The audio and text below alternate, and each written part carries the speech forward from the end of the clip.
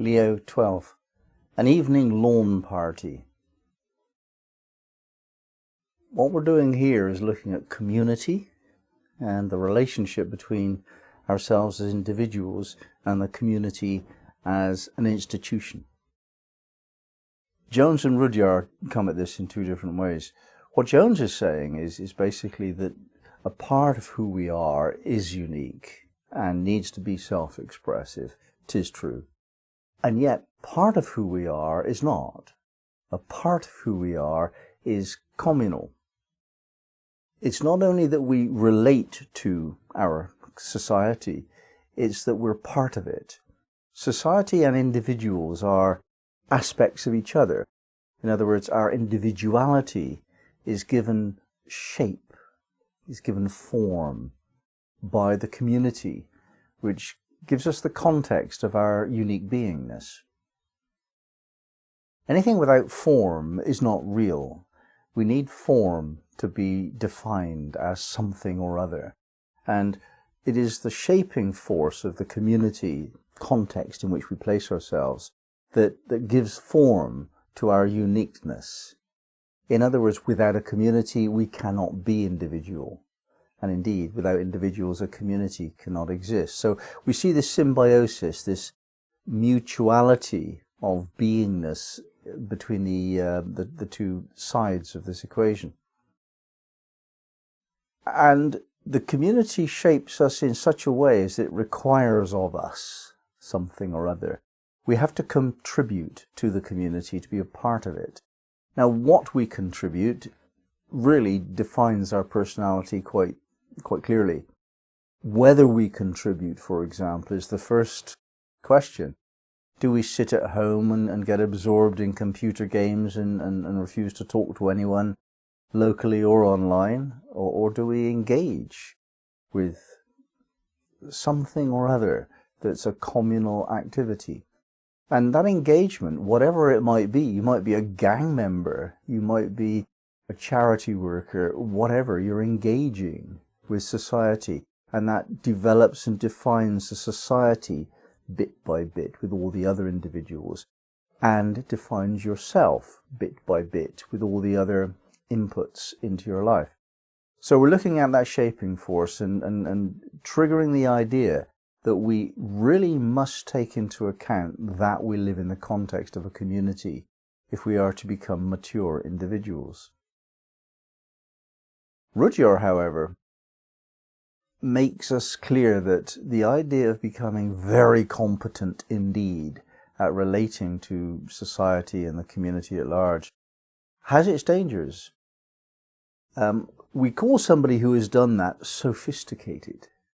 A sophisticated person knows how to swim within the tides of society and maintain their poise and develop their influence. That's what sophistication is said to mean. How strange then that word should be defined upon the Greek word sophos, which means wisdom. There's an ambiguity there.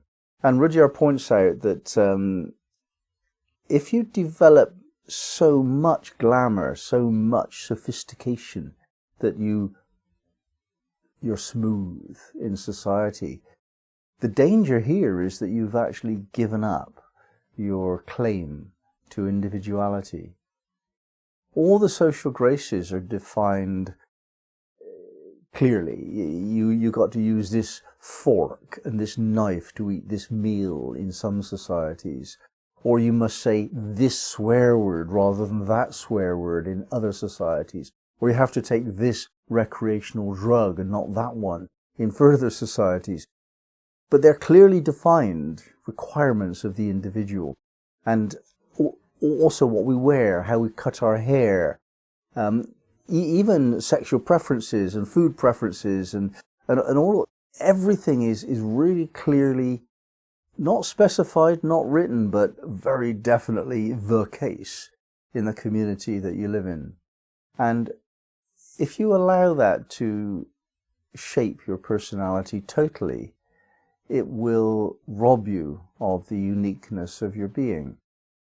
And the uniqueness of your being is carried forward into your older years and beyond death into your soul's existence.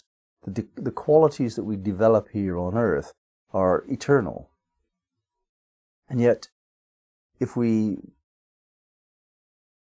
allow them to drift away in order to fit within society too much, we lose a part of the soul consciousness.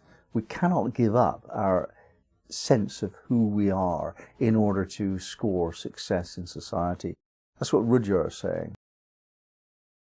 So, to balance these two approaches to this question, we really need to recognize that the shaping process of the community, which gives us a model how to be, which gives us some measure of recognition.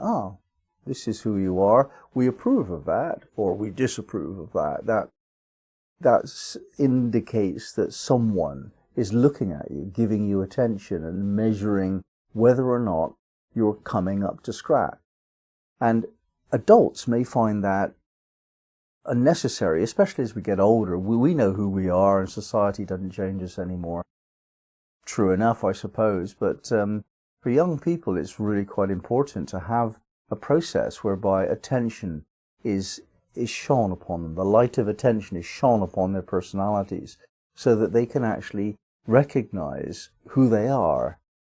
Without that attention from their peers rather than their parents, then they can't actually notice the difference between how they are and how other people are. It's just not available, that information. So we do need the community to give us feedback on how we're doing, how well we're doing in the process of maturing. And it's also the case that to develop individuality requires us to push against something. And many of us, I think, will agree that the reason we are the way we are is because we thoroughly disagree with certain aspects of society, and we've firmed up our opinions against mainstream points of view to some significant extent. In other words, we define who we are by saying what we're not.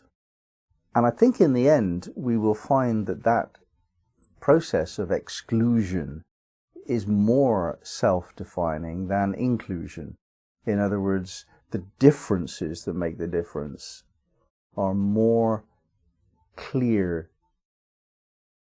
parameters of who we are, and the similarities that there are in the community really represent the lowest common denominator. The simple courtesy of respecting somebody else's need, live and let live and so on, that's the level of community. It doesn't stimulate us towards excellence unless we refute that lowest common denominator, the commonality of the herd. We must refute that and say, no, I'm not like that. I want to be more like this. So we push against society to define ourselves and pursue excellence.